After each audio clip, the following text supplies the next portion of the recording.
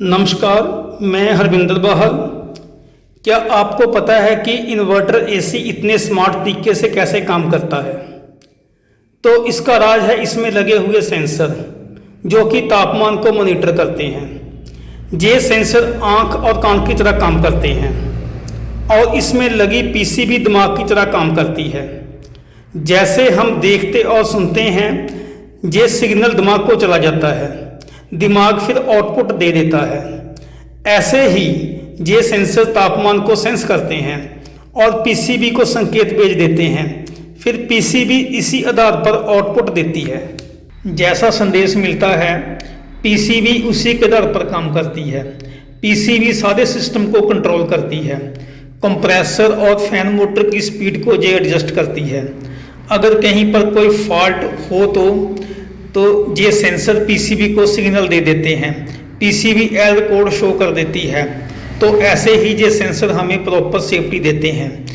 इसकी वजह से एसी स्मार्ट कूलिंग और एनर्जी सेविंग का काम करता है। इंडोर यूनिट में दो सेंसर लगे होते हैं।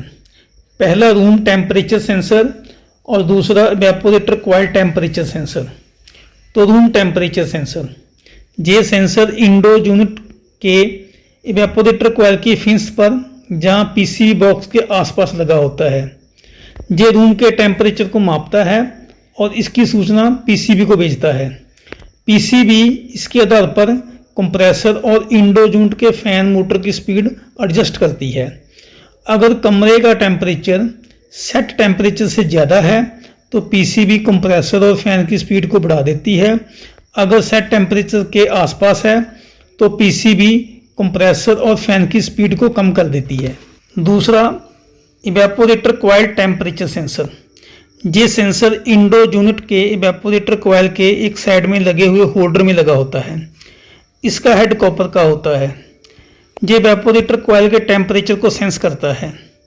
इसका नॉर्मल टेम्परेचर, जो इवेपोरेटर कॉइल होती है उसका नॉर्मल टेम्परेचर 5 डिग्री सेल्सियस से 10 डिग्री सेल्सियस तक का होता है। यदि इसका टेम्परेचर 0 डिग्री सेल्सियस से नीचे चला जाता है तो सेंसर कंप्रेसर को कट ऑफ कर देता है, क्योंकि जब किसी भी कारण कॉइल का टेम्परेचर 0 डिग्री सेल्सियस से नीचे चला जाता है तो कॉइल पर फ्रॉस्टिंग आ जाती है, जिससे कॉइल की फिन्स ब्लॉक हो जाती है और एयर सर्कुलेट नहीं हो पाती। तो ये फ्रॉस्टिंग आने के कई कारण हो सकते हैं, जैसे कि जब सिस्टम में गैस कम होती है तो भी ये दिक्कत आ जाती है। इवेपोरेटर कॉइल के आधे कॉइल पर गैस के शुरू में आइस आती है, तो इससे अगला कारण हो सकता है एयर फिल्टर का ब्लॉक हो जाना, जहां इवेपोरेटर कॉइल में धूल मिट्टी से उसका ब्लॉक हो जाना। तो जब भी कॉइल या फिल्टर ब्लॉक हो जाते हैं तो कॉइल के ऊपर आइस आ जाती है, क्योंकि कॉइल की हीट ट्रांसफर नहीं हो पाती। तो ये आइस ज़्यादातर रात के समय में आती है, जब बाहर का टेम्परेचर नीचे चला जाता है। तो इससे अगला कारण हो सकता है ब्लोअर जो इसमें लगा होता है उसका ब्लॉक हो जाना, जहां उसका बंद हो जाना। तो ये भी एक इसका कारण हो सकता है। तो इससे अगला कारण जो इवेपोरेटर कॉइल की फिन्स होती है उसका डैमेज हो जाना। तो जब डैमेज हो जाती है तो इसमें एयर पास नहीं हो पाती, तो भी ये दिक्कत आ जाती है। तो अब आउटडोर यूनिट में कितने सेंसर होते हैं? तो आउटडोर यूनिट में 3 सेंसर होते हैं। पहला, डिस्चार्ज पाइप टेम्परेचर सेंसर। दूसरा, कंडेंसर टेम्परेचर सेंसर। तीसरा, एम्बिएंट टेम्परेचर सेंसर। तो पहले डिस्चार्ज पाइप टेम्परेचर सेंसर और कंडेंसर टेम्परेचर सेंसर की बात करते हैं। तो ये दोनों ही कंप्रेसर और कंडेंसर की सेफ्टी के लिए होते हैं। ये सेंसर कंप्रेसर और कंडेंसर को ओवरहीट होने से बचाते हैं। तो डिस्चार्ज पाइप सेंसर कंप्रेसर की डिस्चार्ज पाइप पर लगा होता है। तो ये डिस्चार्ज से गुजरने वाली वेपर रेफ्रिजरेंट का टेम्परेचर मापता है। अगर डिस्चार्ज पाइप का टेम्परेचर किसी कारण 100 डिग्री सेल्सियस से अधिक हो जाता है तो ये सेंसर कंप्रेसर को कट ऑफ कर देता है और सेंसर पीसीबी को कमांड देता है। पीसीबी फिर एरर कोड दे देती है।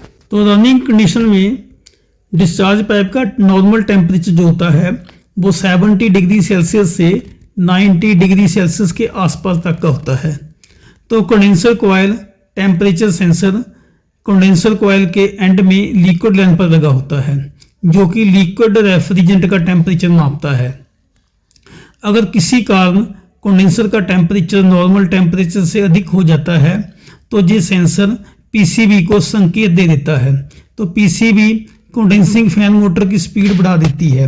अगर फिर भी कंडेंसर का टेम्परेचर कम नहीं होता तो पीसीबी कंप्रेसर को कट ऑफ कर देती है और एरर कोड दे देती है। तो कंडेंसर का जो नॉर्मल टेम्परेचर होता है वो 42 डिग्री सेल्सियस से 52 डिग्री सेल्सियस के आसपास तक का होता है। तो ये बाहर के टेम्परेचर पर ये डिपेंड करता है। डिस्चार्ज पाइप और कंडेंसर का टेम्परेचर क्यों बढ़ जाता है? तो जब कंडेंसर में रेफ्रिजरेंट प्रॉपर कंडेंस नहीं हो पाता तो रेफ्रिजरेंट की गर्मी नहीं निकल पाती तो कंडेंसर का टेम्परेचर बढ़ जाता है। रेफ्रिजरेंट की गर्मी ना निकलने के कई कारण होते हैं, जैसे कि कंडेंसर फैन मोटर का स्लो हो जाना या उसका बंद हो जाना। तो दूसरा, कंडेंसर में धूल मिट्टी से कंडेंसर का ब्लॉक हो जाना। तीसरा, गैस का अधिक होना। चौथा, कंडेंसर की जो फिंज होती हैं उसका डैमेज हो जाना। पंजवा, ऑडो जूंट का गलत इंस्टॉल होना जहां एयर का वेंटिलेशन ना हो। तो ऐसे कई कारण हो सकते हैं। तो अगर डिस्चार्ज पाइप का टेम्परेचर और कंडेंसर का टेम्परेचर दोनों में से किसी एक का टेम्परेचर नॉर्मल टेम्परेचर से अधिक हो जाता है तो सेंसर पीसीबी को संकेत दे देता है। पीसीबी कंप्रेसर को कट ऑफ कर देती है। इससे आगे एम्बिएंट टेम्परेचर सेंसर। ये सेंसर और डोर जूंट के बाहर और कंडेंसर की साइड में लगा होता है। इसका काम आसपास की हवा के टेम्परेचर को मापना होता है। अगर मौसम गर्म है तो ये सेंसर कंडेंसिंग फैन मोटर की स्पीड को बढ़ा देता है। अगर मौसम ठंडा है तो ये फैन की स्पीड को कम कर देता है। अगर आसपास का टेम्परेचर 52 डिग्री सेल्सियस से अधिक है तो ये सेंसर कंप्रेसर को कट ऑफ कर देता है। तो हर एक कंपनी का एम्बिएंट टेम्परेचर कट ऑफ अलग अलग हो सकता है। तो दोस्तों, आपको ये वीडियो अच्छी लगी हो तो आप इस वीडियो को लाइक कर दें और इस चैनल को सब्सक्राइब कर दें।